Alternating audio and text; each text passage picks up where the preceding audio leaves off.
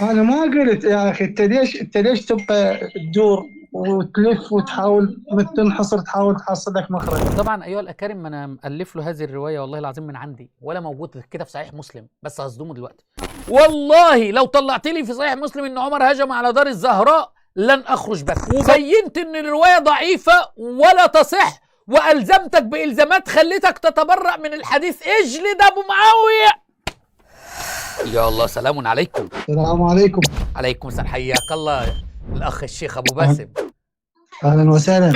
سيد حيدر، احببنا ان نسلم عليكم. اهلا وسهلا سيدنا العزيز. بشرونا عن صحتكم. الحمد لله، الله يحفظكم. انتم شلونكم؟ الحمد لله، السيد بخير، واحببنا ان نحييكم. اهلا وسهلا. من وين سيدنا؟ انا من هناك. احببت ان اسالك سؤالا. من وين سيد؟ ما قلت. انا تعرف الخنطر كبرليش؟ شنو؟ يعني بجوار سنكبكليش. انا بس كنت اريد ان اسال، لماذا السيد السيستاني لم يحج ولا مره؟ بس ما اعرف ايش قلت هسه. انت شنو؟ أن... من هذه وين؟ يعني نعم، لعلك لم تذهب اليها من قبل يا ولدي. انا بس احببت ان اسال، لماذا السيد السيستاني لم يحج والسيد خميني لم يحج؟ كم مرجع من المراجع حج؟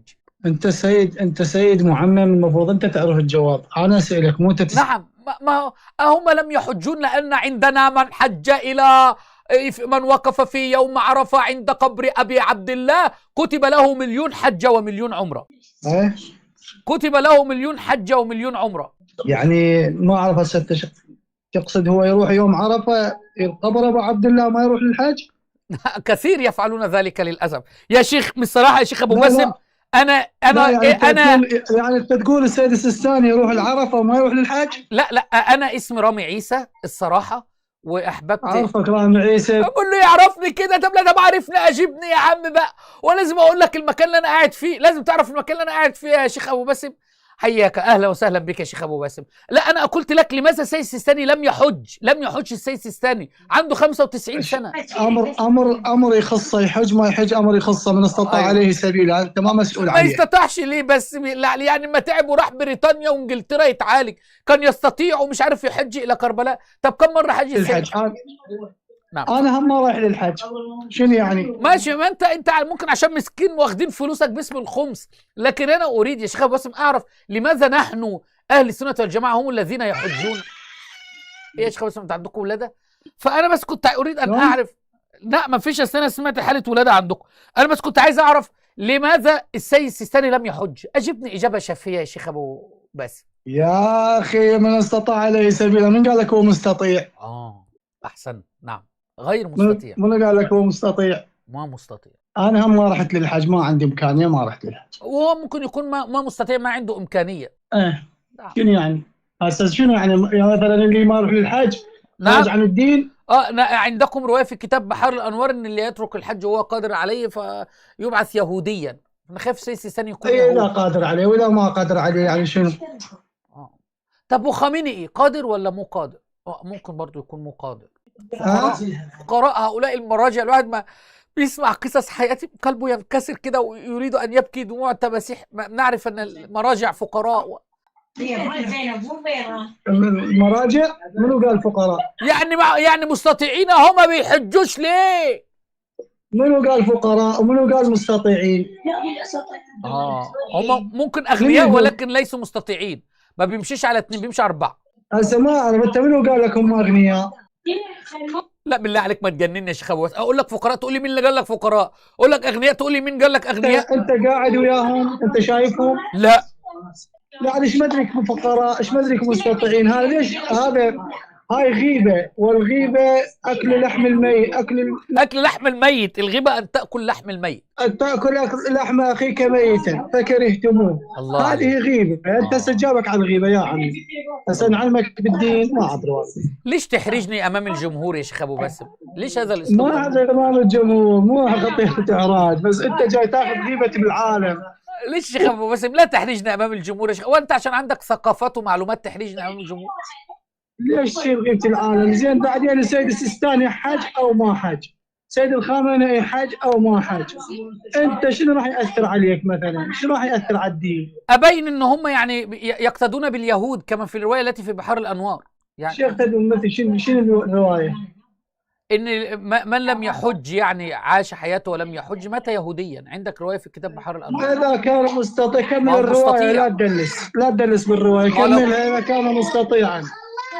طب شيخ ابو باسم ممكن تطلع من غرفه الولاده دي وتروح مكان تاني؟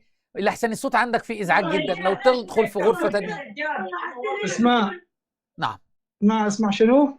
ادخل غرفه اخرى لحسن كان في، ايوه كده الصوت جميل كده. شيخ ابو باسم، لماذا انت شيعي؟ انا ادعوك لمذهب اهل السنه والجماعه، مذهب النفس المطمئنه. وانا ادعوك لمذهب الشيعة. يا ريت شو تقول؟ ادعيني تفضل، هات الادله، تفضل ادعيني. وانت تعطيني الادله. طيب اولا الله سبحانه وتعالى قال شهد الله انه لا اله الا هو، فدي شهاده ان لا اله الا الله. وقال تعالى محمد رسول الله، يبقى دي الشهادتين، شهاده ان لا اله الا الله وان محمد رسول الله. واقيموا الصلاه واتوا الزكاه، يبقى كده 3 اركان. واتموا الحج والعمره لله، 4 اركان ركن الحج. كتب عليكم الصيام كما كتب على الذين من قبلكم، كده اتيت لك ب5 اركان. لماذا حذفتم الشهادتين في اركان الاسلام ووضعتم مكانها ركن الولايه ولم ينادى مثل ما نودي في الولايه؟ ادعوني بقى انا بدعوك اهو، بقول لك دينك باطل. هات لي ركن الولايه من القران. موضوعك اللي دخلت فيه شنو هو؟ بالله عليك بس اخرج من الغرفه اللي انت فيها ديت. انت رجعت تقعد مع العيال تاني؟ حاول تروح يا شيخ باسم، روح يا شيخ. تدعي الناس للتسنن. يا شيخ باسم بالله عليك روح الغرفه الثانيه، احنا عندك ازعاج شديد. ما عندي، انا عندي غرفه واحده قاعد بيها. ما عندكش الا غرفه واحده بس، ولا سايبين البيت كله وقاعدين في غرفه؟ ما عندك غرفه اخرى؟ ايوه عندي غرفه بس، ما احنا قاعدين عائله واحده بس. لا ايوه كده الصوت حلو. قول لهم الشيخ رامي بيقول لكم اخفضوا الصوت. الشيخ رامي يقول لكم اخفض الصوت. شكرا شيخ، الله يسعدك. شيخ باسم بقى فين الولايه هذه يا شيخ ابو باسم؟ اسمح لي، انت موضوعك اللي داخل بيه شنو هو؟ انت موضوع محدد، دخلت موضوع محدد، ابقى بموضوعك. انا بدعوك. لا تشتت الاراء والافكار.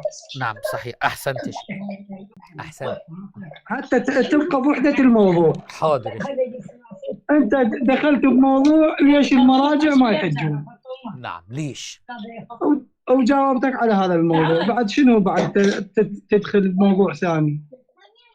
ما انت اللي قلت لي، انا قلت لك انا بدعوك للتسنن وانت قلت لي بدعوك للتشيع. موضوع ثاني هذا يا اخي، موضوع ثاني. لا تدعوني للنار بالله عليك يا شيخ ابو باسم، لا تدعوني للتشيع. ان كنت تحبني فعلا وتتمنى لي الخير لا تدعوني الى النار.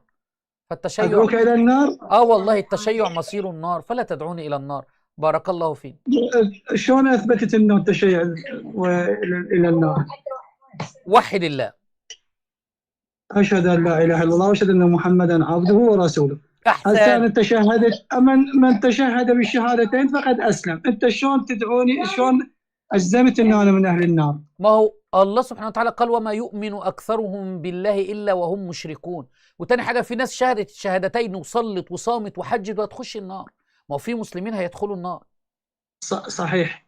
عرفت شفت؟ انا الان حججتك. يلا تسنن بقى. من صدر الاسلام، من صدر الاسلام كانوا ناس منافقين مع الرسول صلى الله عليه واله وسلم. نعم، وارتدوا بعد موت النبي وقتلهم ابو بكر الصديق رضي الله عنه، اللهم لك الحمد. وقاتلوا مع النبي صلى الله عليه واله وسلم. لا ربنا قال امر النبي ان لا ياذن لهم في الخروج مع النبي صلى الله عليه وسلم. لو خرجوا فيكم ما زادوكم الا خبالا. يعني هم كانوا زي المعممين كده المنافقين. وقتلوا. نعم. وقتلوا مع الرسول، والرسول صلى الله عليه وسلم قتلوا مع الرسول من اهل النار. قتلوا مع الرسول والنبي قتل معهم في غزوه. حبة رمل في المدينة أحب إلي من جنتكم ورسولكم. مين رجل يقاتل مع الرسول صلى الله عليه وآله وسلم. مين اللي قال كده؟ راجع صحيح البخاري تلقاها موجودة. اهو صحيح البخاري اهو. اصل في رجل راجع. راجع اهو صحيح البخاري. عمر بن الخطاب اللي قال ذلك. هذا ما قلت. شوف دائما انتم من تنحصرون بزوايا ضيقه، تقوم تدور تحاول تفلت من هيك وهيك. انا قلت عمر بن الخطاب جبت اسمه. لا الحمد لله، لان لعن الله من لعن عمر، او لعن الله من اتهم عمر بالنفاق. نعم. منو قال هذا الموضوع؟ لا، ما انا اعلم انك لا تتهم عمر بالنفاق، اعلم انك تتردى عن عمر رضي الله عنه. لا انا ما اترضى عنه. ليش؟ ربنا قال في القرآن رضي الله عنهم ورضوا عنه. ليش لا تتردى عنه؟ ومن أهل المدينة مرضوا على النفاق. أيوة، لا تعلمهم، نحن نعلمهم. فالنبي ما كانش يعلم أن عمر منافق في معتقدك؟ إيه قوية هم صح؟ من أهل المدينة مردوا على النفاق. من أهل المدينة بقى، لكن عمر من المهاجرين، والسابقون الأولون من المهاجرين والأنصار، فالمهاجرين لا يوجد فيهم منافق واحد، والمنافقين كانوا في المدينة وليسوا من الأنصار الذين نصروا النبي صلى الله عليه وآله وسلم، فهؤلاء المنافقون. ليش أنا من قلت المنافقين ترى طفرت على عمر؟ لأن في بعض الزنادقة يتهمون عمر بالنفاق، فأحببت أن أبرئ ساحة الفاروق عمر رضي الله عنه. يعني عمر بن الخطاب مو منافق، بل من سادات الصحابة، بل علي بن أبي طالب زوجه بنته، قال له لازم يا عمر يبقى كده. بص كان هو وعلي مع بعض رضي الله عنهم. شلون في صحيح مسلم عمر بن الخطاب هجم على دار الزهراء في رزية الخميس؟ يا شيخ في رزية الخميس هجم على الزهراء؟ اي في صحيح مسلم. ثواني صحيح مسلم معايا اهو. لا يا ما قلنا شنو؟ ما كتبنا كسر الظل، ما قلنا كسر الظل. منو قال كسر الظل؟ انت حدثنا ابو بكر بن ابي شيبة، حدثنا محمد بن بشر، حدثنا حجاج بن ابي عثمان، وحدثنا ابو بكر بن ابي شيبة عن سفيان عن ايوب. ادخل الموضوع، عوفوا العنعنة. عن جابر بن عبد الله الانصاري في هجوم من هجموا على الدار، وكان معهم الفاروق. ده بيقول الفاروق يا شيخ، بيقول الفاروق. وكان معهم الفاروق، يعني عمر اهو الفاروق. يعني هاي موجودة في صحيح مسلم؟ لا ما موجودة. موجودة بس قال الفاروق، فلعله ذهب للإصلاح. لعله ذهب للإصلاح. هسه العالم جاي تسمعك تقول انه اكو هجوم على دار الزهراء لو ماكو. خلينا نرجع للموضوع اللي كنا بنتكلم فيه يا شيخ.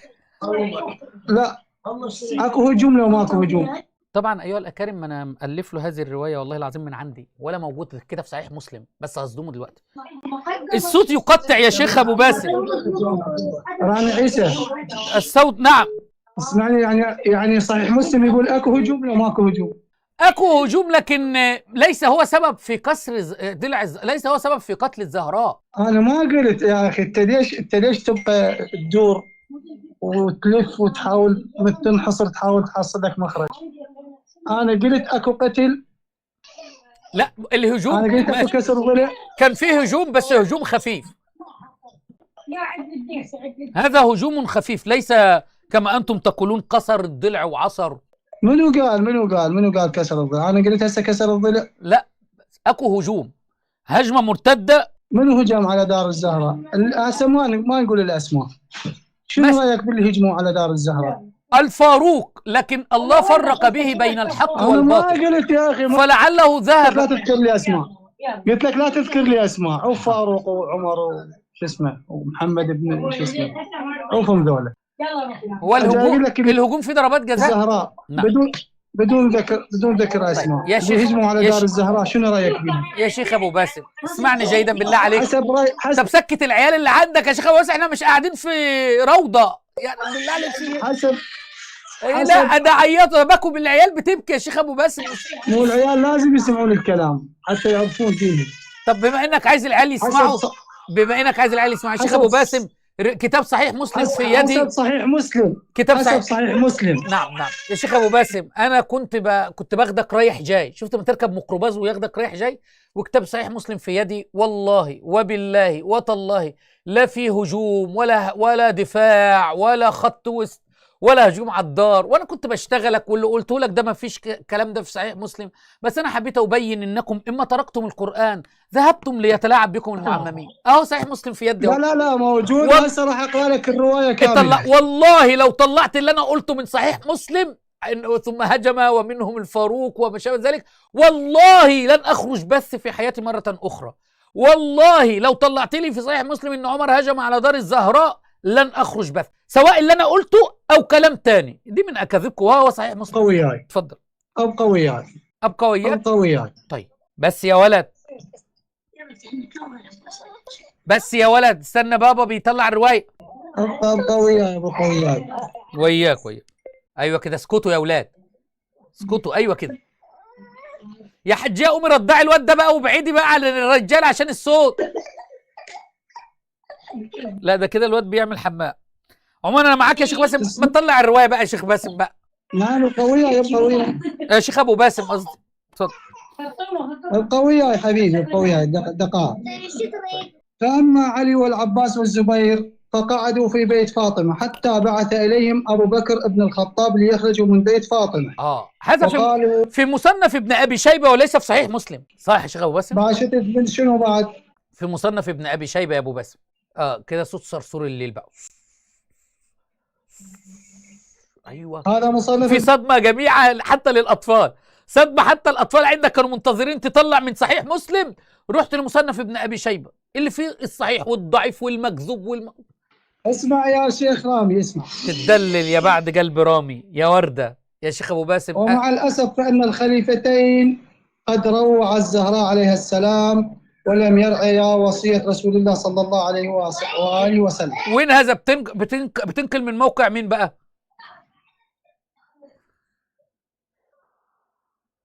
فين هذا الكلام؟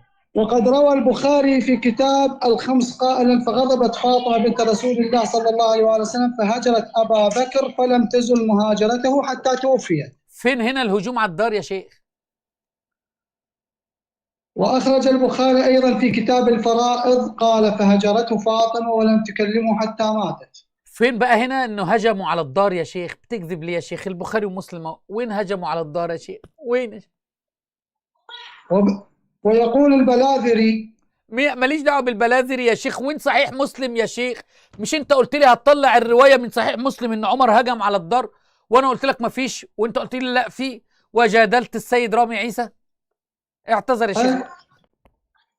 اسمع اسمعك باذان مدلدله، تفضل. وأخرج عبد الله بن محمد بن أبي شيبة الكوفي العبسي المتوفي يعني في مصنف ابن أبي شيبة، ليه قلت في صحيح مسلم؟ في كتابه المصنف في الجزء الثاني في باب ما جاء في خلافة أبي بكر وسيرته في الردة قال. طيب يا حبيبي ده في مصنف ابن أبي شيبة ورواية مرسلة، ما لو قلت لك مين مولى عمر الآن مش هتعرفه، وبعدين رواية فيها ثناء على عمر.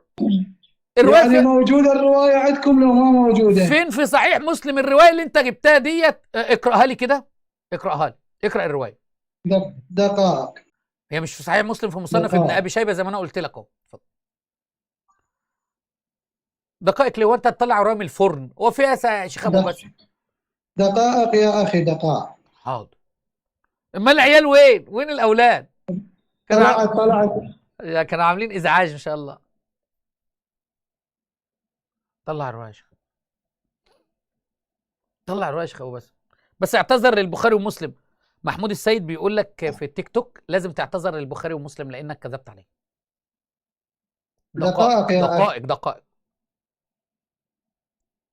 دقائق يا اخي. طيب دقائق معاك اهو، مش عارف. وانت تطلعها من كهف الموقع. النت عندي ضعيف ما جاي يطلع يا لها من عجيب. لعلك نادي عاليا مظهر العجائب تجده عونا لك في النوائب. بدل ما تقول إني أريد أمانا يا ابن فاطمة مستمسكا بيدي من طارق الزمان، قل له إني أريد إنترنت يا ابن فاطمة. طلعتها؟ طلعتها. هذا التحميل لحظة.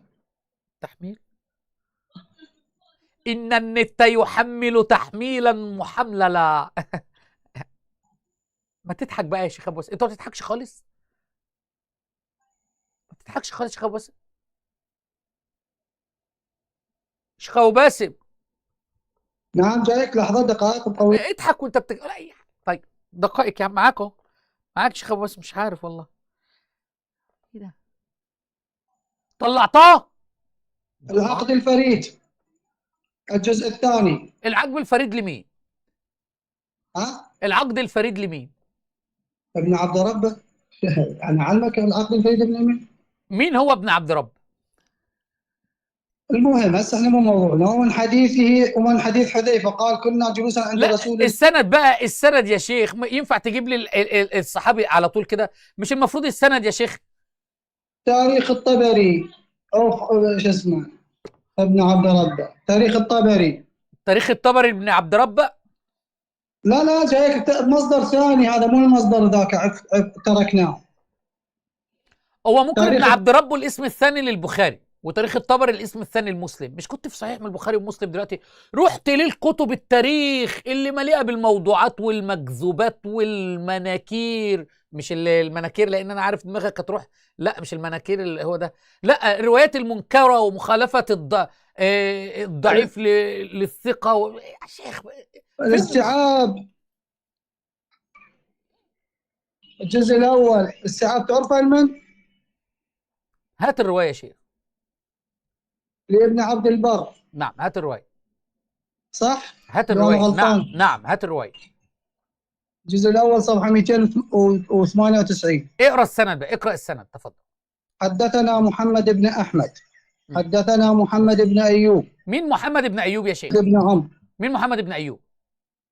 حدثنا أحمد بن يحيى، حدثنا محمد بن نسير، حدثنا عبد الله بن عمر. طيب مين محمد بن نصير اللي انت قلت لي عليه بينه وبين عبد الله بن عمر كم من الزمن؟ عن زيد بن أسلم عن أبيه.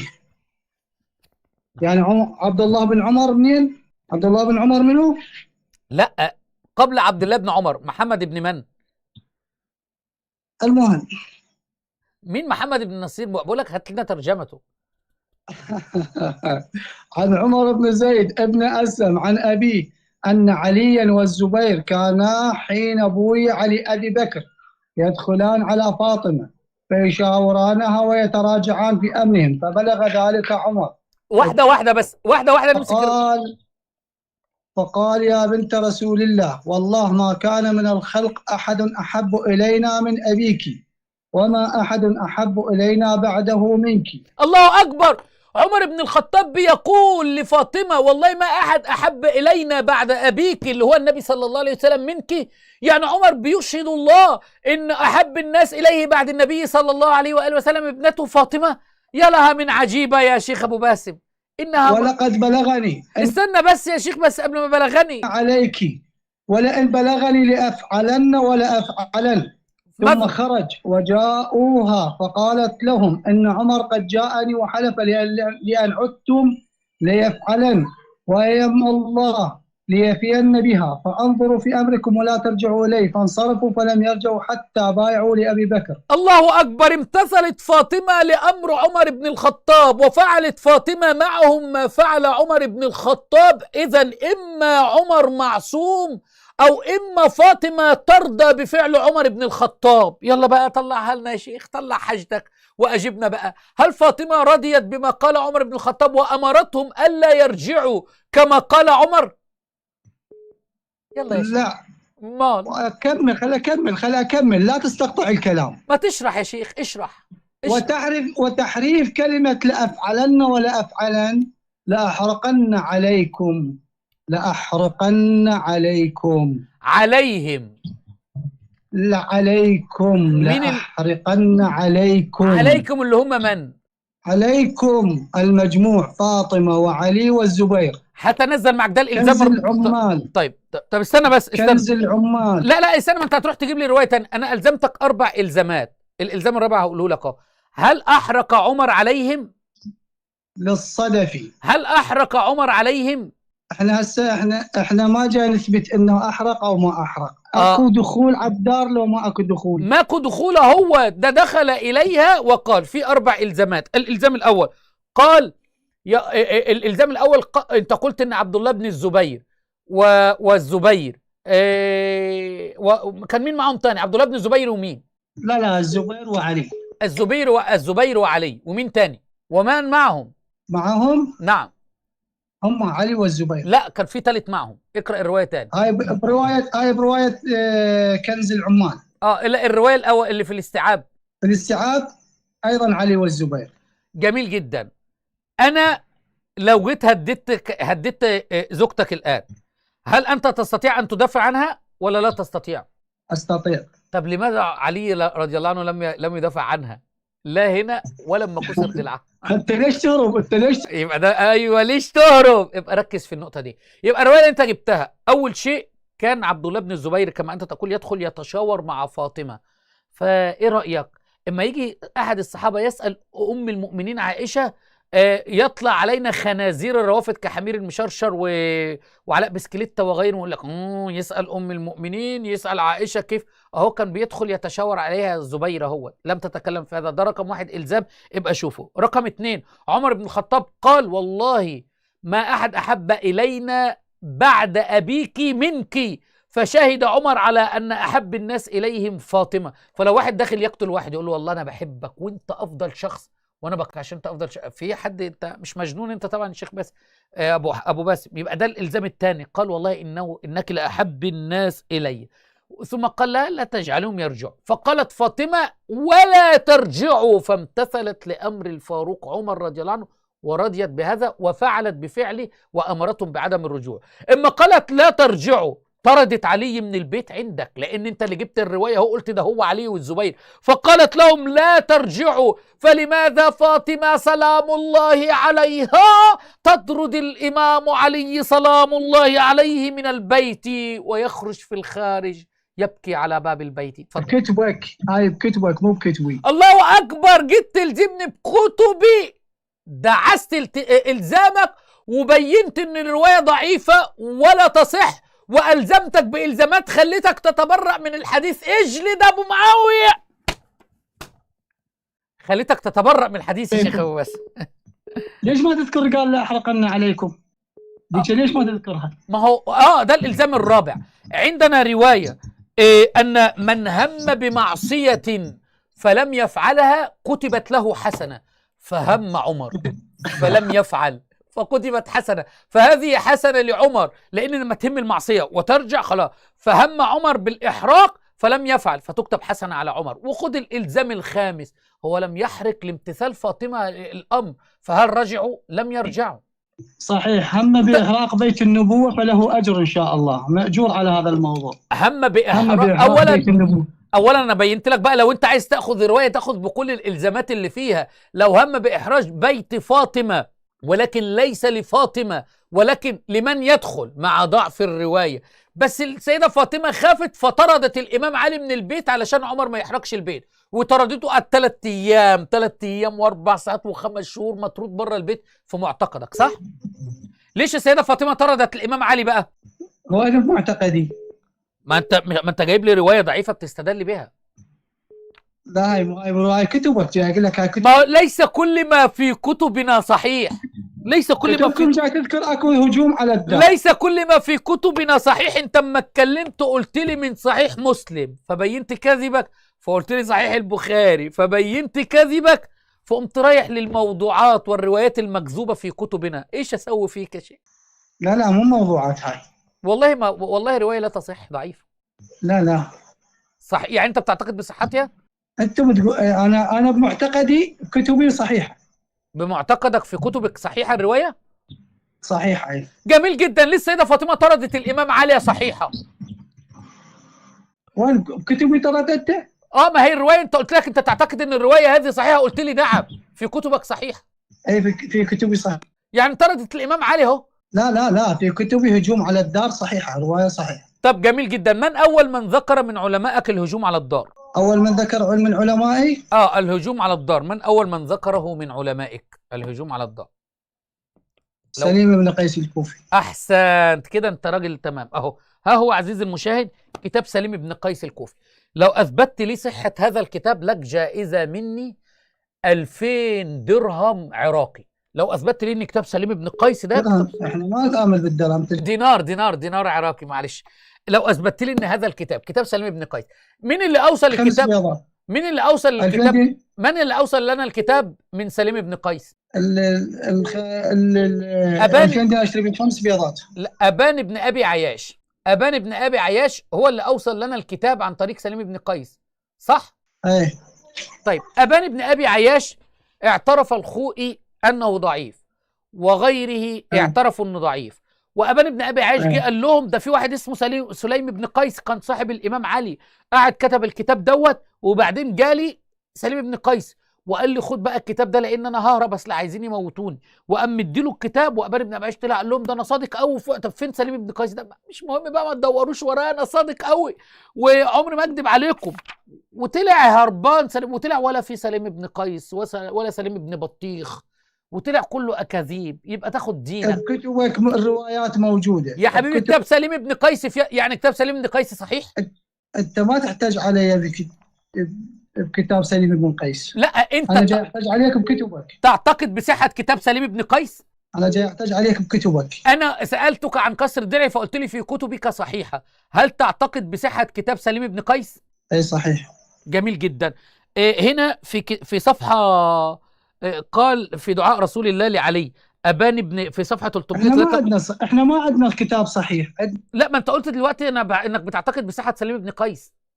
لا عندنا روايات صحيح، احنا ما عندنا كتاب صحيح، ما عندنا لا صحيح يعني كل الروايات اللي في سليم بن قيس صحيحه؟ لا مو كده صحيح. طب لماذا ضعيف؟ لماذا صححت روايه كسر الضلع ولم تصحح الروايات؟ مو انا صححتها. امال مين؟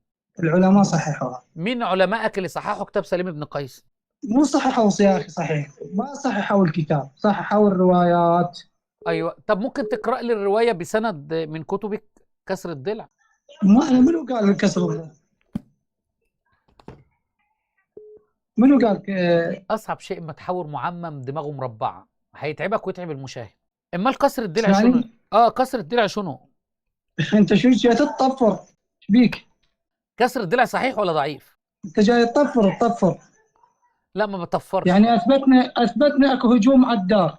لم تثبته وكذبت على البخاري ومسلم ومصنف ابن ابي شيبه والاستيعاب وكنز العمال، وما اتيت به لم يثبت هجوم ابدا.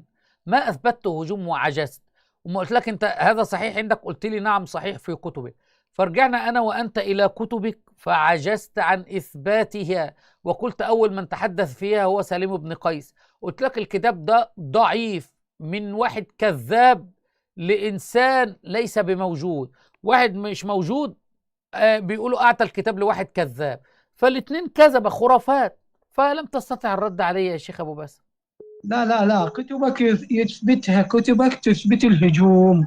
ما انت عجزت عن اثبات الهدوم والهجوم، وحتى عوام الشعب اللي جالسين معي في البث الان كانوا ينتظرون منك. عددت لك اكثر من 4 كتب ما تذكر حادثه الهجوم. الناس الموجوده في البث معايا منتظره انك تثبت الهجوم من كتبك ومن كتبي. تفضل. من كتبك اثبتتها. جميل. من كتبك انت بقى تفضل. من كتبي؟ ايه من كتبك؟ انت المشكله ما تعترف بكتبي، شو تسوي به؟ ما هو معانا شيعة، عرفت لا في كتبك صحيحة وعجزت أن تثبت من كتبي. ليه أنت الشيعي يا شيخ أبو باسم حينما تقف بين يدي الله تبارك وتعالى ويقول لك لماذا كذبت على المهاجرين والأنصار الذين أثنى الله عليهم في أكثر من 100 آية في القرآن، لماذا كذبت على المهاجرين والأنصار؟ هتقول له أصل في رواية في صحيح سليم بن قيس أخذتها. ينفع؟ لا هذا واحد من المصادر قلت لك موجود. ما هو أول مصدر وكله بنى عليه شيء. لا قلت لك تشرب ميه زرقاء، من شرب الماء الازرق مع الساعه الزرقاء مع اللون اللي يعني فكانما ذهب الى كربلاء. يا لها من عجيب. بقول لك يا شيخ ابو باسم اثبتها لي من كتبك، انت عاجز انك تثبت لي من كتبك ان فاطمه رضي الله عنها كسر ضلعها. حتى الروايات اللي عندك روايات متناقضه يا شيخ ابو باسم. انت ليش تتكلم بكسر الضلع؟ انا جاي قلت لك جاي نثبت لك انه اكو هجوم على الدار. يا لها من عجيب. بحار الانوار العلامه المجلسي الجزء 43 صفحه 197 يذكر الروايه. اقراها علينا. فاطمه يا عمر ما لنا ولك ولا تدعنا وما نحن فيه. قال فافتح الباب والا احرقنا عليك. قال تفتح الباب؟ قال تفتح الباب والا احرقنا. قالت ايه يا شيخ؟ اقرا الروايه صحيح هعلمك في كتبك يا شيخ ابو باسم. قال افتح الباب. ايه انت قلت قال تفتح الباب. هو مين اللي بره مين اللي في الداخل ومين اللي في الخارج؟ قال افتح الباب والا احرقنا عليكم. فماذا قالت السيده فاطمه؟ تفضل. قال يا اخي، قال انت ما تسمع، ما تعرف عربي لو ما تعرف. يعني بحاول اتعلم. المهم ورفضت ان تفتح الباب، فماذا حدث؟ اكمل القصه يا شيخ. والا احرقنا عليكم. راجعها بحار الانوار العلامه المجلسي جزء 43 صفحه 197 بس ولو هنا انت ما تعترف بهاي بس المصادر هنا هو ما في. ما احرقش. فين احرق بقى يا شيخ؟ وين لحظة، احرق؟ وش كان يسوي؟ جاي شو يسوي؟ ما قال لا افتحي والا احرقنا. كمل الروايه، فيها احراق. يعني اذا اجى شخص للباب ويريد يهددك شو يسوي؟ يجي عليك للبيت ويهددك شو يسوي؟ هذا شنو؟ في كتير بيهددوا ويمشوا، لكن الروايه ما فيهاش ان هو قسم. يعني يجي شنو؟ يعني يجي شايل ورد لو يجي شايل سيف؟ هو لو شايف رجال في البيت هيخاف منه. يعني قويه يجي قويه. وين الامام علي؟ الروايه تطعن في شرف الامام علي يا شيعي. اللي يريد يجي يهجم على البيت، نعم. يجي يهجم على البيت، يجي شايل ورد لو يجي شايل سيف. هو هجم على البيت ليش؟ لا شو يسوي؟ جاي يهدد. ليش كان بيهددها؟ ليش؟ عملت ايه؟ شنو سوت؟ ها؟ شنو سوت حتى لانهم يهددها؟ رفضوا، اهل البيت كلهم رفضوا البيعه. يعني عشان وسلمان والمقداد وابو ذر رفضوا البيعه. طيب فاطمه بقى ليش يقتلوها؟ هل النساء عليها بيعه؟ الهجوم كان على بيت الامام علي، وكانت فاطمه موجوده في الدار. انت قلت ان هم كانوا يريدون فاطمه ولا يريدون علي، فلماذا منو بقى؟ قال يريدون فاطمه؟ منو قال يريدون فاطمه؟ الله اكبر. يعني حينما هجموا على الدار ما كانوا يريدون قتل فاطمه. الله اكبر، اعترف منو الشيخ. منو قال يريدون يقتلون فاطمه؟ الحمد لله. انا قلت ما كانوا يريدون قتل فاطمه. منو قال؟ امال كانوا يريدون قتل مين؟ منو قال ما يريدون قتل فاطمه؟ هو المعمم ده اعطيني روايه. دماغه مربعه ولا مثلثه ولا؟ هل ينفع ان انا انسحب من الحوار؟ ها؟ اعطيني روايه يقول ان هم ما رضوا يقتلون فاطمه. هل ارادوا قتل فاطمه ولا لم يريدوا؟ انا ما قلت، لا قلت يريدون قتل فاطمه ولا قلت يريدون ما يريدون قتل فاطمه. امال انت يريدوا جاي ايه؟ تقول، لا يريدون هذا ولا ذاك. انت في معتقدك انت يريدون. انت هاي الكلمه انت جبتها منين؟ جبتها هاي الكلمه؟ من من منين جبت؟ الشيخ. ها؟ من الشيخ يا شيخ هذا المعمم. اهرب خلي يسمونك الناس اللي موجودين بالبيت. احرجتني اليوم كثيرا يا شيخ. المهم راجع دينك هداك الله. طيب كمل معايا. وبعدين بعد ما ارادوا كسر الضلع. بس انت دخلت ب60 موضوع وما لك ربط بالموضوع الثاني، وكلهن موجودات في كتبك وجاوبتك طيب عليهن. طب خليني بقى ارد عليك ردود علميه والجمهور يرى معايا. قلنا ايها الاكارم اللي وصل هذا الكتاب، اول كتاب ذكر كسر الضلع هو سليم بن قيس. اول من وصله هو الرجل المسمى بأبان بن أبي عياش. تعالوا نشوف أبان بن أبي عياش كيف حكم عليه علماء الشيعة. ده كتاب جامع الرواة وإزاحة الاشتباه عن الطرق والإسناد، في المجلد الأول صفحة 9. قال: أبان بن أبي عياش فيروز تابعي ضعيف. ضعيف يا شيخ. ضعيف يا شيخ. تبلس ضعيف الروايه. ضعيف يا شيخ. ضعيف يا شيخ. خليك واحدة واحدة بقى معايا، خليني أرد عليك رد علمي بقى. ضعيف أهو. وينسب أصحابنا وضع كتاب سليم بن قيس إليه. يعني ما كانش في سليم بن قيس ولا شيء. وينسب أصحابنا وضع كتاب سليم بن قيس إليه. ضعيف يا شيخ. ليه كده؟ ليه كده؟ الآيات اللي موجودة في الكتاب ليس كلها صحيحة. بقول لك الكتاب ضعيف. الراوي ضعيف اللي نقل الكتاب. الراوي ضعيف يا شيخ. أبان بن أبي عياش ضعيف يا شيخ. ضعيف اهوت. اهو بص في كتاب اسم كتاب كلكم هتحبوه يا معممين وانا معكم. في كتاب الخمس اهو. في كتاب الخمس الفقيه آية الله المرتضى الحائري قال: واما الثاني فلان ابان بن ابي عياش مرمي بالضعف وبجعل كتاب سليم بن قيس. الله اكبر. ضعيف يا شيخ. ضعيف. شعورك يا شيخ الان. شعورك الان. هذا لا، انت جاي تضعف الكتاب ما يخاف. انا قلت لك الروايات، ما جاي اقول لك. ما هي دي مصيبه. بيقول لك الكتاب موضوع، فهو اللي بيروي هذا. اقرا لي الكلام من سليم بن قيس. اقرا لي الكلام من سليم بن قيس. وروايات اللي قلت لك عليها مال بحار الانوار كله واخدها من سليم بن قيس، وانت اعترفت اول واحد نقلها. تعالوا كتاب نقد الرجال. تعالوا كتاب نقد الرجال اهوت. كتاب نقد الرجال لسيد مصطفى الحسيني الطبرتخيشي. أبان بن أبي عياش تابعي ضعيف. ضعيف يا شيخ. ضعيف اهو. ابان بن ابي عايش ضعيف، شعورك ايه؟ شعورك أو- ايه؟ كتاب مكذوب. وبحار الأنوار. ما هو بحر الانوار ناقلها من سليم بن قيس، بحر الانوار ناقلها من لا سليم لا بن قيس.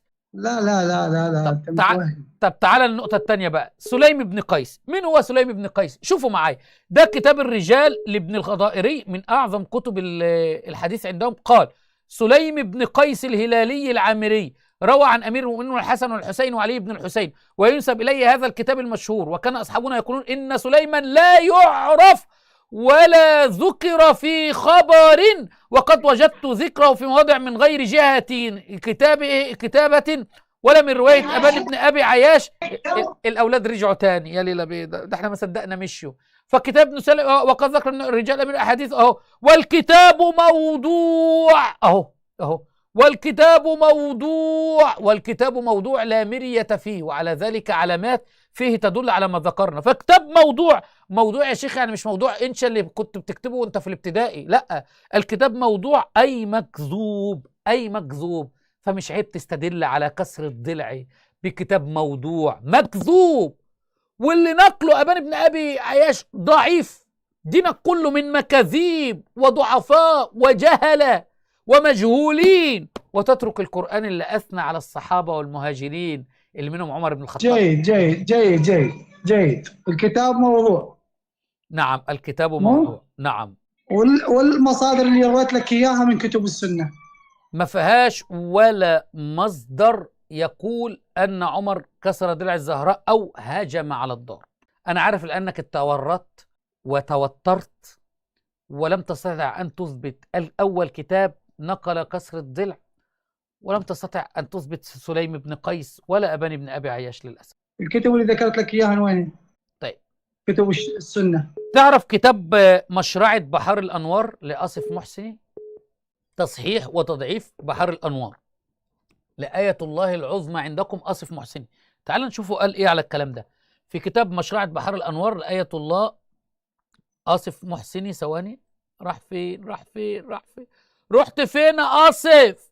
رحت فين يا آصف؟ أهو كتاب مشرعة بحار الأنوار تأليف آية الله الشيخ محمد آصف محسني. قال: وجدير بالذكر أن كتاب سليم لم يصل بسند معتبر، ولا أن نسخته وصلت بسند معتبر. نعم، لبعد ما حكي عنه سند معتبر في مصادر أخرى. أهو وجدير بالذكر أن كتاب سليم لم يصل بسند معتبر، ولا أن نسخته وصلت بسند معتبر. فكيف تاخد دينك من كتاب ليس معتبر؟ ها هو بحار الأنوار اللي أنت بتتكلم عنه. بحار الأنوار. شنو رأيك بالعقد الفريد؟ لم يثبت. ثواني أجيب لك حد تاني قال عن كتاب سليم بن قيس. عوف كتب العقد الفريد، شنو رأيك به؟ شوف، ثواني خليك معي. شوف، لا أنت خليك. هذا كتاب تصحيح الاعتقادات الإمامية. عارف تصحيح الاعتقادات الإمامية لمين؟ تعرفوا لمين؟ أنت ما كنت تسألني على كتب علماء أهل السنة كنت بقول لك. تعرف تصحيح اعتقادات الإمامية لمن؟ ما نعترف به احنا هذا الكتاب. ليش؟ ما نعترف به. ورفع قدرك يا حبيبي. العقد الفريد شنو رأيك؟ استنى بس، كتاب تصحيح اعتقادات الإمامية مصنفات شيخك المفيد، لا تعترف به؟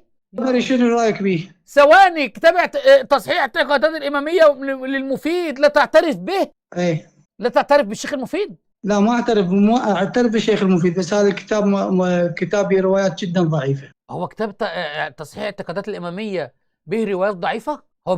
هو بينكر روايات؟ هسه تعوف كتبي. بلاش عوف كتبي، لا احسن بتفكرني بعلاء بسكليتة. بص اهو قال لك كيف كتاب تصحيح اعتقادات الإمامية: هذا الكتاب، غير ان هذا الكتاب اليه برواية ابان بن ابي عياش كتاب سليم، غير ان هذا الكتاب غير موثوق به ولا يجوز العمل على اكثره، وقد حصل فيه تخليط وتدليس، فينبغي للمتدين ان يجتنب العمل بكل ما فيه ولا يعول على جملته. لا يجوز العمل على اكثره وقد حصل فيه تخليط وتدليس. تاخد دينك من الخلاطات. بعد ما اقرا، راح اتركه ما اقراه. الله اكبر. اعترف الشيخ ابو باسم انه سيترك كتاب سليم بن قيس بعد ما اثبتنا له من كتبه انه خرافه، ضعيف، موضوع. وتسنن الشيخ ابو باسم في اخر البث. شكرا ليك يا شيخ ابو باسم. لا انتظر، لا تروح، لا تهرب. لا شكرا، مش انت تسننت؟ لا تهرب، لا ما تسننت ولا نتسنن. اقرا العقد الفريد لابن عبد رب الاندلسي. اقرا شنو فيه؟ العقد الفريد ابن عبد رب الاندلسي. هل هذا كتاب أحاديث؟ اقراه. مش عندي، مش موجود عندي. الجزء الثاني صفحة 73. هو كم جزء كتاب العقد الفريد؟ عسى ما 60 جزء عوفة. تاريخ الطبري 60 جزء؟ اقول لك حتى عسى ما 60 جزء عوفة. تاريخ لا الطبري لا لا لا، خلينا في كتاب العقد الفريد الأول، مش نمشي واحدة واحدة يا ما شيخ. خليك بعقد الفريد. تاريخ الطبري شنو رأيك به؟ خلينا أوضح لك مسألة يا شيخ. أولا نحن يوجد لدينا كتب حديثية، فما تريد أن تأخذ حديث لا تذهب لكتاب تاريخ من كتب التواريخ ككتاب تاريخ الطبري. والطبري رحمه الله لم يتعهد بنقل الآثار الصحيحة في تاريخه، وهو اعترف بذلك في المقدمة، بل نقل كل ما كان حتى أنه نقل من الشيعة في كتابه تاريخ الطبري. وكان يترك القارئ يعتمد على معرفة التصحيح والتضعيف على نفسه. كان يظن القارئ وقتها ما كانش يعرف ان هيجي ناس دماغها زي حضرتك كده يا شيخ ابو باسم، فكان يظن ان القارئ هو ممكن ياخذ من هنا وهنا وبين هذا، بخلاف الكتب الحديث عندنا كالبخاري، مسلم، ابن ماجه، الترمذي، النسائي، سنن ابي داود، كتب التاريخ وغيرهم. كتب الحديث عندنا بخلاف كتب التاريخ يا شيخ ابو باسم. وضحت لك المساله؟ بس هاي مصادر سنية يا أخي، مصادر سنية جاءت تنقل لك ما أنا عارف، ما أنا قلت لك دلوقتي كتاب تاريخ الطبري مصدر سني، ولكن هو يعترف أنه نقل كل شيء، حتى ما هو ضعيف وما هو مكذوب. الموضوع أي مكذوب وما هو مكذوب، فهو اعترف أنه نقل كل شيء. فأنت ما تجيش يا شيخ أبو باسم وإحنا بقالنا 51 دقيقة وأنا تعبت، فهو يعترف أنه نقل كل شيء. نقل يعني أنت تعترف أنه نقل حادثة الدار. شكرا لك جزيلا. لا، لم أعترف أنه نقل حادثة الدار. شكرا. هاي لم أعترف أنه نقل إن كل حادثة الدار من تاريخ الطبري. اتفضل. يعني ما موجودة بتاريخ الطبري؟ لا والله ما موجود. متأكد؟ أو قوي يعني متأكد؟ مش قوي يعني، نص ونص، 99 نص ونص، نص ونص، ربع وربع. ما يمتني يا شيخ. اقرأ الرواية يا شيخ. التاريخ الطبري الجزء الثاني صفحة 443، راجعها. اقرأ أمام الجمهور. أتى عمر بن الخطاب منزل علي وفيه طلحة والزبير ورجال من المهاجرين، فقال والله لأحرقن عليكم. تاريخ الطبري الجزء الثاني. لا لا لا لا لا، أكمل الرواية. مش عيب تدلس في الرواية؟ لا هاي موجودة، هاي كتبك ما أكمل الكلام. هاي بالنص حرف. لا حرفيا بتنقل من المنتديات. مش عيب عليك يا شيخ ابو باسم؟ والعيال الشيعة اللي هيعملوا لك كعبله معايا، العيال الشيعة اللي انت بتنقل منهم من المنتديات دول مدلسين. مش المفروض تنقل النص كامل؟ حرفيا مذكورة تاريخ الطبري الجزء الثاني صفحة 443. عوف كتبي عوف كتبي تاني على بسكليتة بالظبط. طيب جميل، ممكن تقرأ لي السند؟ أبي شيبة. ممكن تقرأ لي السند بتاع تاريخ الطبري؟ أبي شيبة. لا لا لا، قبل ما تروح، لا، شفت ما مسكتك في العقد الفريد وحصرتك، قمت رايح لتاريخ الطبري. اما حصرتك الآن في تاريخ الطبري وعايزك تقرأ السند وتقرأ، وحصرتك، فبرضه قمت رايح دلوقتي لمصنف ابن أبي شيبة. مش عيب يا شيخ؟ لا هذا تاريخ الطبري كتبت لك، قلت لك هاي الرواية. اقرأ الرواية بقى، اقرأ سند الرواية. موجودة حرفيا في تاريخ. اقرأ سند الرواية واستحي على وجهك يا شيخ. اقرأ سند الرواية. أقرأ لك إياها كاملة؟ نعم. جيد، ابقى وياي. مش عيب يا شيخ بتنقل من منتدى؟ انت افتح يعني النت معاك حلو وانت شغال معايا مكالمة، وما تيجي تفتح النت على الروايات بيبقى ضعيف ليش يا شيخ؟ صفحة 443. لا لا لا لا لا لا، انا عايزك انت اللي تطلعها.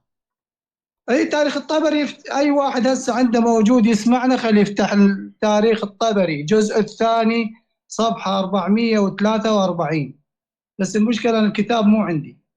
احنا عايزينك بقى تقرأ انت الرواية للجميع. راح اقرأ لك اياها بس كون يفتح عند النت يا صاحب الزمان. هيفتح دلوقتي. حرام لا تنادي غير الله اذا كان هو مش عارف يطلع. ابني اسمه صاحب الزمان، انت شو لك علاقة بجاي اصيح عليه؟ لا يجوز لك ان تسمي ابنك باسم صاحب الزمان. ليش ما يجوز؟ مش عندك دليل على ذلك؟ لان هل ينفع ان اسمي ابني بالامام المهدي؟ سميه مهدي، عندنا مهدي وعندنا عباس. لا الامام المهدي. وبعدين صاحب الزمان ده ابنك كان بيطلع عنا دلوقتي وهو بيعمل حمام. يا عم بالله عليك بطلوا جرب بقى يا شيخ ابو باسم. بس واحدكم عندنا اسمه عادل. طلع يلا الروايه. والله النت ما جاي يفتح عندي. ممتاز، طلع الرقم. والله النت ما جاء. انت عندك كتاب تاريخ الطبري عندي كتاب تاريخ الطبري. موجود عندك؟ نعم موجود عندي. بذمتك افتح الجزء الثاني صفحة 443. طيب أقرأ. اقرأ. حدثنا زيد بن أسلم عن أبيه أسلم جيد. أنه حين بويع لأبي بكر بعد رسول الله صلى الله عليه وسلم كان علي جيد. والزبير يدخلان على فاطمة فيشاورونها ويرتجعون في أمرهم. جيد. وهذه تثبت أن علي ليس بمعصوم. هذه أول إلزام. عدوا معايا يا إخوة الإلزام، اكتبوا على التعليقات كده الإلزام الأول: علي ليس بمعصوم ويرتجعون في أمرهم.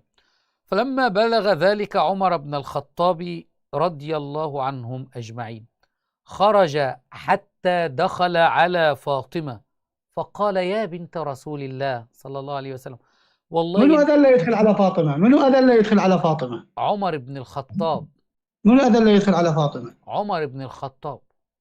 كيف يدخل على بيت النبي؟ عادي يدخل على بنت النبي لأنه بعد كده تزوج بنتها. ما يدخل عليها لأن أكيد كان علي موجود. بنتها من يا بنتها؟ بنتها مش هو تزوج أم كلثوم؟ يعني زين ام كلثوم ايش وقت صارت هاي؟ قد عمرها؟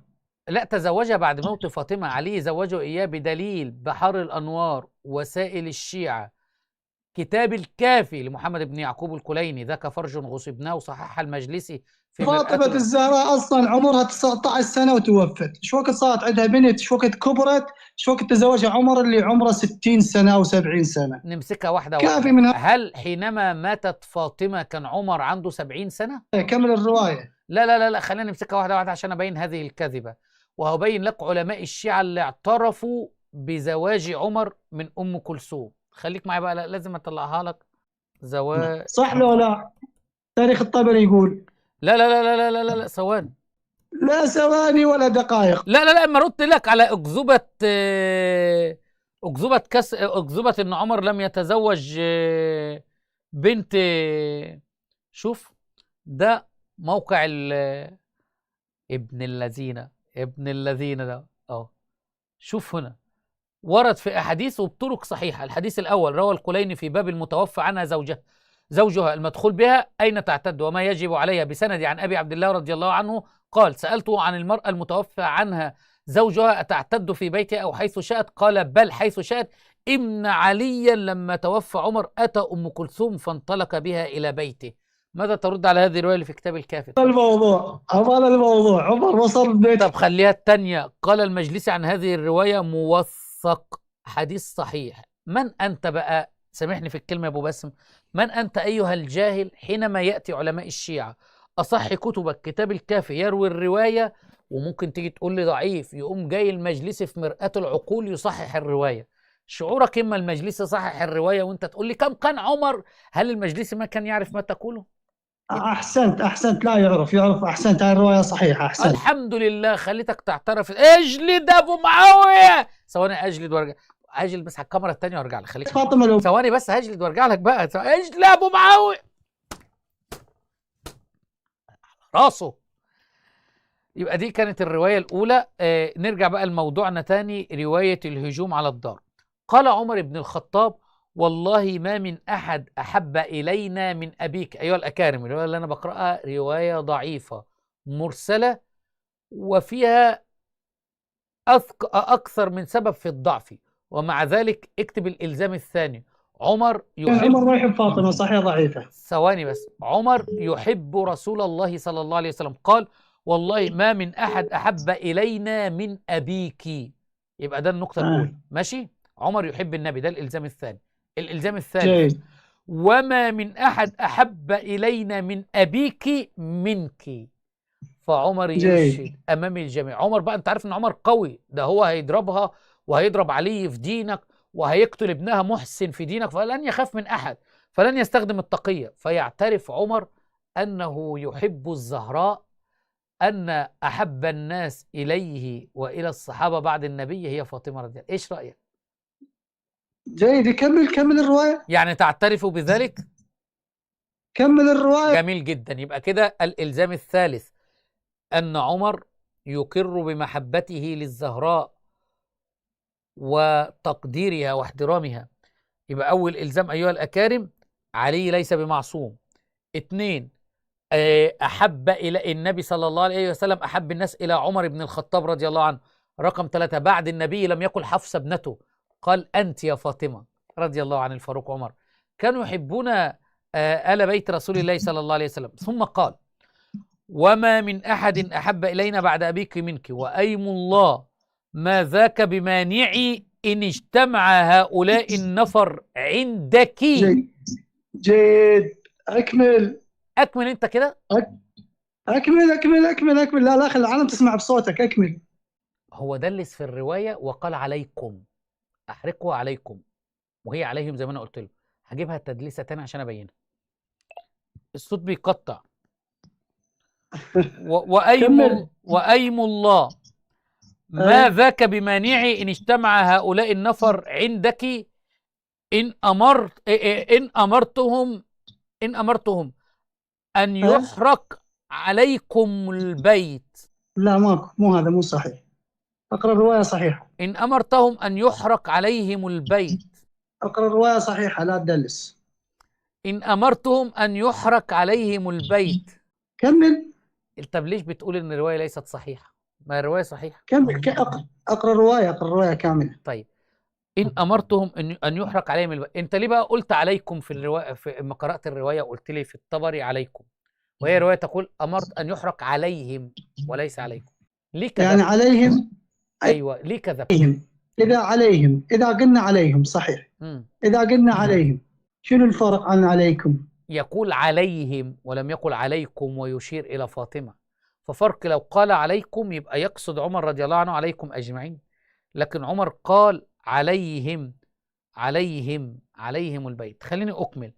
عمر رضي الله عنه في هذه الرواية عزيزي المشاهد قال: إن اجتمع هؤلاء، أنا قلت لكم مع ضعف الرواية، لعمل فرقة بين المسلمين يتكلمون في مثل هذا، إن أمرتهم أن يحرق عليهم البيت. فلما خرج عمر جاءوها. الإلزام الرابع، علي في دين في معتقدك بفهمك كان يخاف من عمر، فانتظر علي لحد ما خرج عمر وجاءوها. فلما خرج عمر جاءوها، انتظروا خروج عمر رضي الله عنه. فقالت: تعلمون أن عمر قد جاءني وقد حلف بالله لئن عدتم ليحرقن عليكم البيت، وأيم الله. إذن أكو خلاف. خليني أكمل. وأيم الله لا يمضين لما أكو خلاف بين علي وعمر. أكمل الرواية. وأيم الله لا يمضين لما حلف عليه أو حلف عليه، فانصرفوا راشدين. امتثلت فاطمة في معتقدك لأمر عمر بن الخطاب. فاطمة تأتمر بأمر عمر بن الخطاب الإلزام الخامس أو الرابع. اجلد يا أبو معاوية.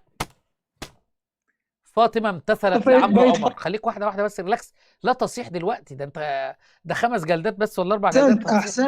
أحسنت. يعني يعترف أن فاطمة رضي الله عنها امتثلت لأمر عمر بن الخطاب.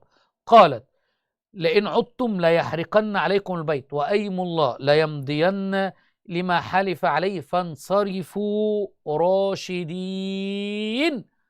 فرأوا رأيكم ولا ترجعوا إلي. فاطمة لا تريد علي بن أبي طالب. فروا رأيكم ولا ترجعوا إلي، أو ولا ترجعوا، دوت من موقع الشيعي طبعا، إلي. فاطمة لا تريد علي. الإلزام رقم 5، فاطمة مش عايزة علي في دينك. ما أنت بقى اللي فاهم الرواية كده. ولا تريد علي بن أبي طالب. فانصرفوا عنها فلم يرجعوا حتى بايعوا لأبي بكر. فين عمر هنا أحرق الدار يا كذاب؟ أهو فانصرفوا، وده في موقع الشيعة أهو. فانصرفوا، ده موقع الشيعة اهو. فانصرفوا إليها، فانصرفوا عنها ولم يرجعوا إليها حتى بويعوا. فين عمر حرق الدار هنا؟ ليش تكذب يا شيخ مع ضعف الرواية؟ ليش تكذب؟ احسنت. ليش تكذب؟ هسه اعطيني مجال، كملت انت؟ نعم، ليش تكذب يا شيخ؟ احسنت رحم الله والديك. انا كنت متردد انه شلون عمر يدخل على بيت فاطمه، والان انت اثبتت. ليش تكذب يا شيخ؟ وين إحراق البيت؟ ليش تكذب يا شيخ؟ ليش تقول إن عمر أحرق البيت؟ تفضل. شكرا جزيلا على هذا الاثبات. شكرا بقى. ليش تكذب بقى؟ ليش تقول أنه هددها أنه أحرق البرد؟ فين في الرواية اللي أنت جبتها إن عمر صوتي. أحرق البيت؟ ليش تكتم صوتي؟ اوف صوتي، خليه يطلع، خليه طيب. يسمعون الناس. ليش قلت إن عمر أحرق البيت على فاطمة؟ زين، اعطيني مجال خليني احكي. جيد، احسنت رحمه الله على والديك. شيخ تسمعني؟ نعم. انت اثبتت لي الان انه عمر اراد ان يحرق بيت فاطمه، شكرا جزيلا. وهنالك خلاف بين علي والزبير وعمر، وانتم تقولون ليس هنالك خلاف بين الصحابه. طب احسنتم. أولا أنت بتقول أراد أن يحرق بيت فاطمة، هو قال الرواية الضعيفة أحرقت عليهم البيت. جيد، احسنت رحمه الله على والديك، شكرا عليه. جزيلا على هذا الوقت. طب هل إحراق بيت المعصوم لما فيه من خطأ حرام؟ احسنت. إحراق بيت المعصوم لو في يعني لو هم عملوا خطأ يقتضي إحراق البيت، هل هذا حرام؟ جيد، دور لك مخرج، دور لك مخرج. ممكن ترد عليا؟ هل حينما أراد عمر أن يحرق عليهم البيت مع ضعف الرواية طبعا ما ردتش على الإلزامات الخمسة اللي أنا قلتها، هل لو أحرق البيت لو فيه معصية يأثم عمر؟ دور لك. طيب خد الإلزام. إما قوم لوط عليه السلام أرادوا أن يؤذوا ضيوفه وكانوا ملائكة، وأحرقت الدار بعد خروج لوط عليه السلام منها، هل الملائكة هؤلاء عصاة؟ شكرا. هي دي مشكلة العقل الرافضي، عقل المعممين، عقل مربع. لا الرواية فيها إحراق دار، والرواية ضعيفة، والرواية فيها عمر يقول والله وإنك لأحب الناس إلينا بعد رسول الله صلى الله عليه وسلم، لم يعقب عليها. الرواية تثبت أن علي رضي الله عنه ليس بمعصوم، لم يرد عليه. الرواية تثبت أنهم فرجعوا بايعوا أبا بكر، فتثبت أن علي بايع، لم يرد على البيعة، وده الإلزام رقم 7. الرواية تثبت، لأن الإلزام 6 إلزام لوط عليه السلام، الرواية تثبت أنهم لم يرجعوا إليها، لم يرد على ذلك. الرواية تثبت أحرقت عليهم وليس عليك، لم ترد على ذلك. لذلك المعممين يا عيني قعد بقاله معايا قد إيه؟ شفتم؟ ثواني كده، بيبعت لي دلوقتي بيقول لي شكرا أنت أثبتت كفر عمر. شفتوا إجابنا أن يكون لفظ كفر عمر في البث وبيقولها لي في شفتم دينهم ضعيف إلى ماذا والتقية. المكالمة كانت 1:10 عجز عن إثبات كسر الضلع. أثبتنا في هذه المناظرة أو هذا الحوار أن كتاب سليم بن قيس مكذوب موضوع من كتب الشيعة، راجع الحلقة من الأول. أثبتنا أن أبان بن أبي عياش ناقل الكتاب، أثبتنا من ابن الغدائري ومشرعة بحار الأنوار ومن كتب الرجال لديهم أن هذا الرجل ضعيف، فيأخذون دينهم من الضعيف والموضوع ويتركون القرآن الكريم. الحمد لله تم إظهار الحق لمن كان له قلب أو ألقى السمع. لكن بعضهم يقول عياذا بالله كما قال الله تبارك وتعالى وجعلنا على قلوبهم أكنة أن يفقهوه وفي آذانهم وقرا صم بكم عمي فهم لا يعقلون. كان معكم الشيخ الشيعي أبو باسم الشهلي، أيوة أبو باسم الشهيلي. أستاذ رامي، الحمد لله. سني أم شيعي؟ شيعي. خليك معايا كده ثانية، اتفضل ضيفنا الشيعي. أنت راح تغلق البث؟ نعم أنت في البث.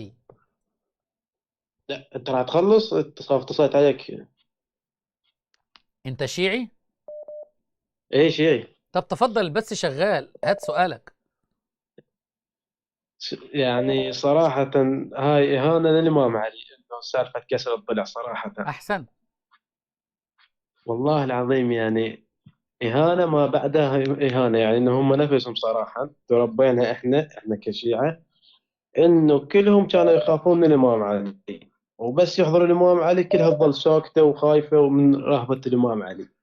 إذا الإمام علي كان بالبيت وهم يدرون بيه بالبيت، شلون قدروا يتجمعون علي؟ بس أريد أفهم يعني شيء. أيوة. يقولون كان الإمام علي يقول لو كان معي 40 رجلا ما سكت عليهم. هنا يعود. فكيف 40 رجل وهو الإمام علي عنده ولاية تكوينية لديهم؟ هل يحتاج إلى 40 رجل؟ اسمع، اكو شو اسمه، اكو سامع ذولا المعممين شو يقولون، انه على اساس انه المسجد النبوي كان اكو عليه مرزيب. تعرف المرزيب هذا مالت نعم نعم الفوق اللي ينزل الماء. نعم نعم، اللي موجود على الكعبة. اي بالضبط، كان على البيوت. المهم فكان اكو واحد من الصحابه كان بيته يعني بظهر المسجد، فكان المرزيب مالته اذا مطرت يطيح على المسجد. وقتها المسجد كان ما مبني يعني بعده. فإذ عمر رأسة عمر قال انه بعدوه عن المسجد، راح اشتكى للامام علي، والامام علي درى على اساس. فشي يقولون انت هسه المعمم؟ يقولون عمر ظل يتراجف من الخوف، قالوا رجعوا المرزيب، رجعوا المرزيب. خاف من علي.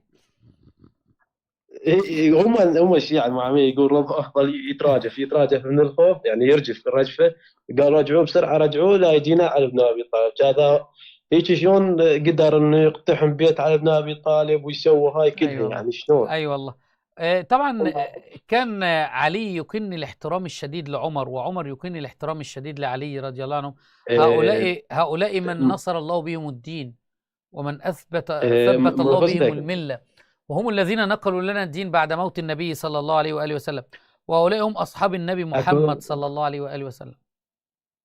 صحيح. اكو روايه للامام علي يقول يعني عن عمر يحكي بها، يقول ذهب نقي الثوب قليل العيب. الله أكبر. أي والله. وين هاي بنهج البلاغه؟ نعم. اذا سامع بيها. أنت شيعي عاقل والله، يا ليت الشيعة كلهم مثلك.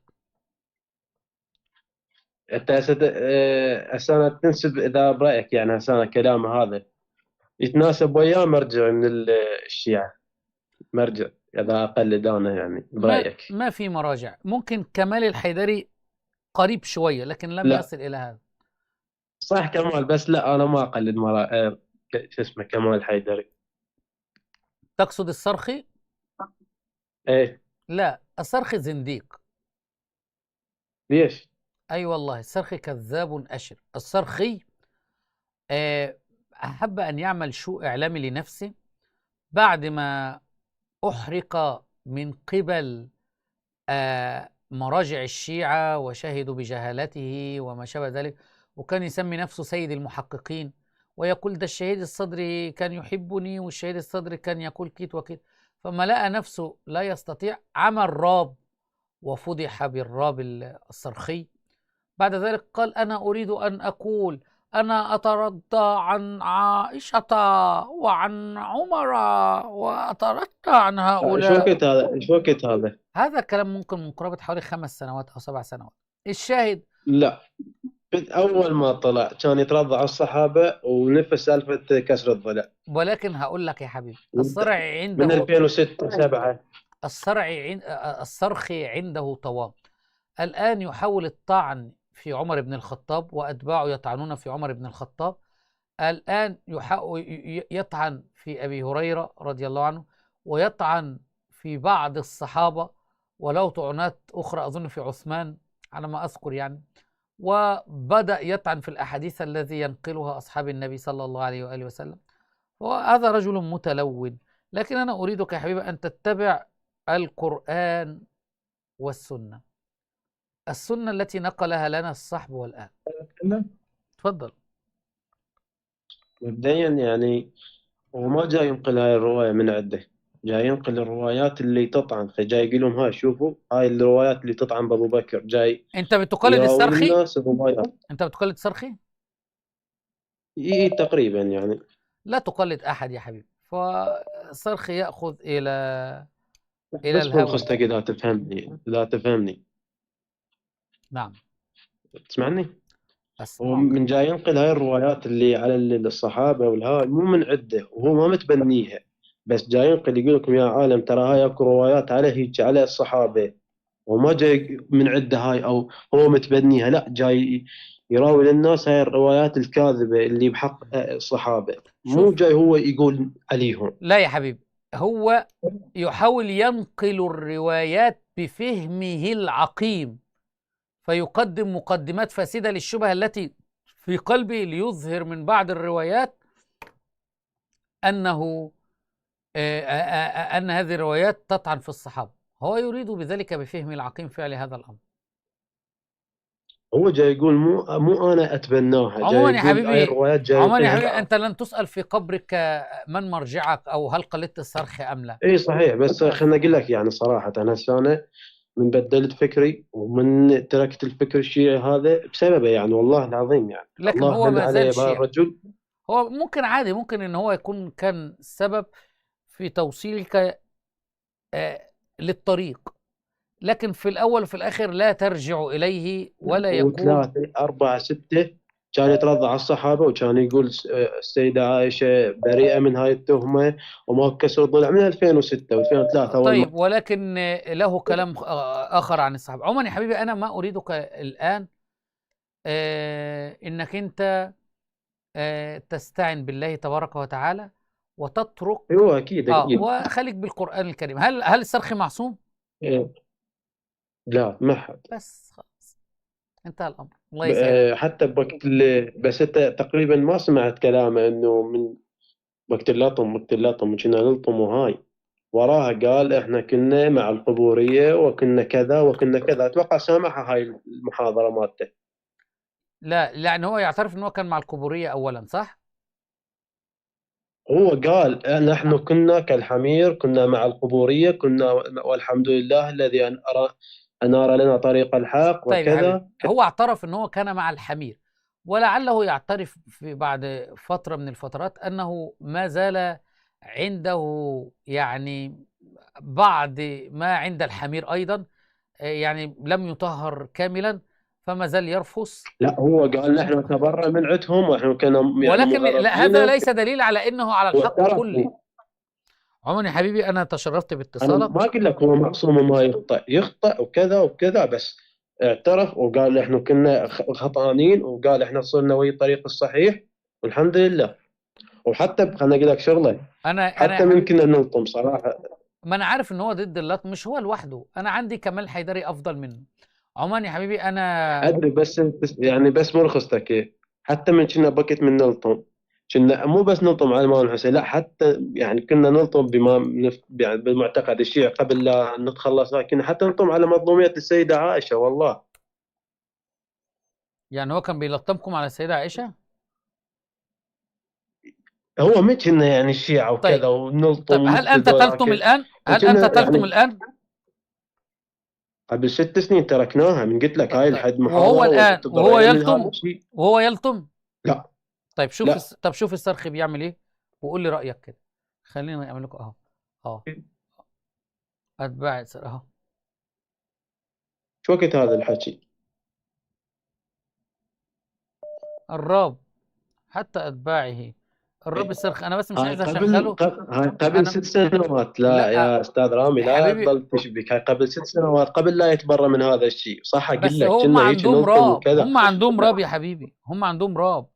اي صحيح صحيح والله صحيح، جاي اقول لك بس احنا تركناه من قبل 6 سنين من هذيك المحاضره، انه كنا معهم وكنا يعني بمنهج الضلاله كنا، والحمد لله الان نرى طريقنا الى الحق والحمد لا، لله بص يا والشكر. حبيبي، بص اهي، بص دي من 4 سنين اهو، اهو من اي اربع هو سنين هاي اخر مره.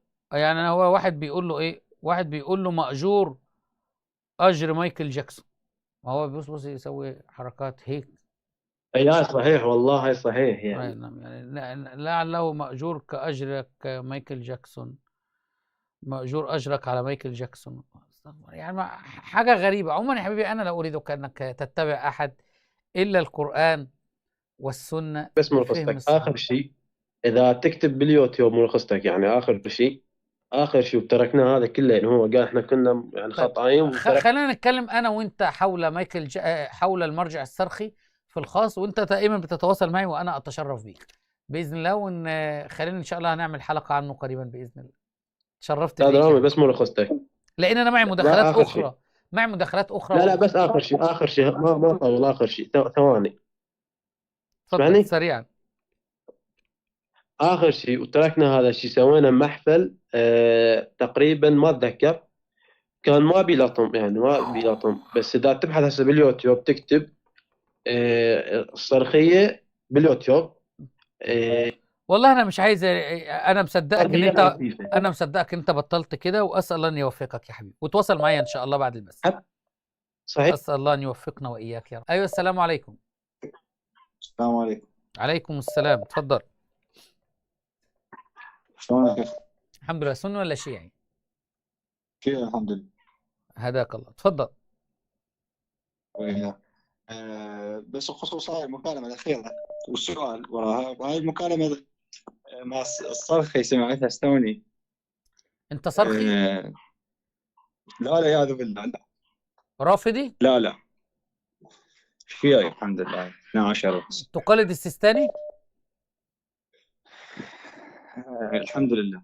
طيب يا حبيبي، الصرخي بيخرج كان جبان فعلا ولا يستطيع المواجهة، وكل كلامه خلف الستار، لكن الصرخي يخرج ويتحدث ويواجه، والسيستاني لا يتكلم ولا يتحدث، كيف تقلده؟ المهم اعطينا حرمه بالموضوع السيستاني، ما طلبوها رد عليك. هاي وحده. ثاني شيء الصرخي هو استاذ الصرخي اللي هو استاذه بريء منه، الشهيد الثاني. هو اللي مثل ما تفضل الجو الاخ ذا يسمع البث نفى هذا الموضوع. استاذ اللي هو يقول استاذي مو استاذه، نفى الموضوع ولم يترضى على ابو بكر 49 خطبه. طرق هذا الموضوع مرتين على عهدك، لم يترضى ولن يترضى بزمن النظام السابق. الشهيد الثاني قدس الله نفسه الزكيه. طيب لا، ان كان هو لم يتردى ولا الشهيد يتردى ولا فلان يتردى، يكفي ان الله تردى عنهم، قال رضي الله عنهم ورضوا عنه. ليش بتقولوا المفيد رضي الله عنه والكم رد؟ رد مش الرده اللي هي بر، لا. وتيجوا عند الصحابه لا تقولوا رضي الله عنهم مع ان ربنا تردى عنهم، لماذا؟ شلون؟ لماذا؟ اي سؤالك؟ للاسف الشيعة قاعدين يسبوا في التيك توك، الله المستعان. لماذا تقولون عن علمائكم رضي الله عنهم وتأتون على الصحابة لا تتردون عنهم؟ مو الصحابه هذول خانوا رسول الله، عندنا بمعتقدنا خانوا رسول الله، اهل بيت رسول الله. طيب خلينا واحدة واحدة، اسمعني اسمعني واحدة واحدة. هذول مو صحابه ابدا. هل النبي صلى الله عليه وسلم ما بين قبرين من النيران من 1400 سنة؟ هل رضي الله لنبيه أن يدفن بجواره الخائنين والكفار وقبور من النار؟ هذا عذاب للنبي؟ هل رضي الله؟ هل هذه رفعة للنبي؟ هل هذه في الدنيا؟ لو أنا بدعو واحد كافر أقول له تعالى قبر النبي دوت جنبيه الخائنين، نبينا مدفون بجوار الخائنين، ده لا يجوز أن يدفن مسلم لا في مقابر غير المسلمين. فكيف النبي يدفن بجوار غير المسلمين، أو يدفن بجوار غير المسلمين، يدفن بجوار النبي غير المسلمين؟ والإمام علي لم يعترض، والإمام الحسن لم يعترض، والإمام الحسين ولا الإمام جعفر الصادق كان عايش في المدينة ولم يعترض. قطعا مو مقياس. قطعا ما مقياس، وأنتم تقولون إن الدفن في الكوفة بقرب قبر أمير المؤمنين يسوي كيت وكيت، وهم مدفونين بقبر النبي صلى الله عليه وسلم. قطعا ما مقياس. ممكن تجيب لي إنكار جعفر الصادق على دفن أبو بكر وعمر بجوار النبي؟ طبعا قلت لك مو مقياس، ويدفن يم علي بن ابي طالب الصالح والطالح من الناس، ليس المؤمنين يعني فقط. انت تقبل ان تدفن بمقابر يهود؟ ها؟ ترضى ان تدفن بمقابر يهود؟ الارض لله، الارض لله. ممتاز جدا، اسال الله ان تدفن بمقابر يهود. شكرا لك يا حبيبي. الله اكبر ولله الحمد. اراد الطعن في الصحابه فقلت له ترضى انك تدفن في مقابر يهود؟ ما الارض لله بقى، عادي بقى، هما الاثنين واحد، يعني نفس الاثنين. اليهود بيطعنوا في القران وهم بيطعنوا في القران. اليهود بيبغضوا الصحابه وكانوا بيبغضوهم في المدينه، يهود المدينة وبني قريظة، ما هم برضه بيبغضوا الصحابة. اليهود يطعنون في عرض النبي صلى الله عليه وسلم، ما هم برضه بيطعنون في عرض النبي صلى الله عليه وآله وسلم. اليهود ينادون ويدعون غير الأهم برضه يدعون، بس اليهود امتازت عليهم. لو سألت اليهود من خير الناس هيقول لك أصحاب موسى، ولو سألتك أنت من شر الناس زي ما أنت قلت الآن أصحاب خانوا الله، خانوا الرسول، خانوا آل البيت. فاليهود يمتازون عنكم بهذه، أنهم يحبون أصحاب نبيهم، أما أنتم تبغضون أصحاب نبيكم.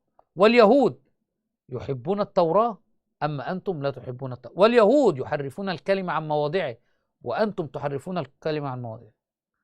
لقد انتهى البث المباشر.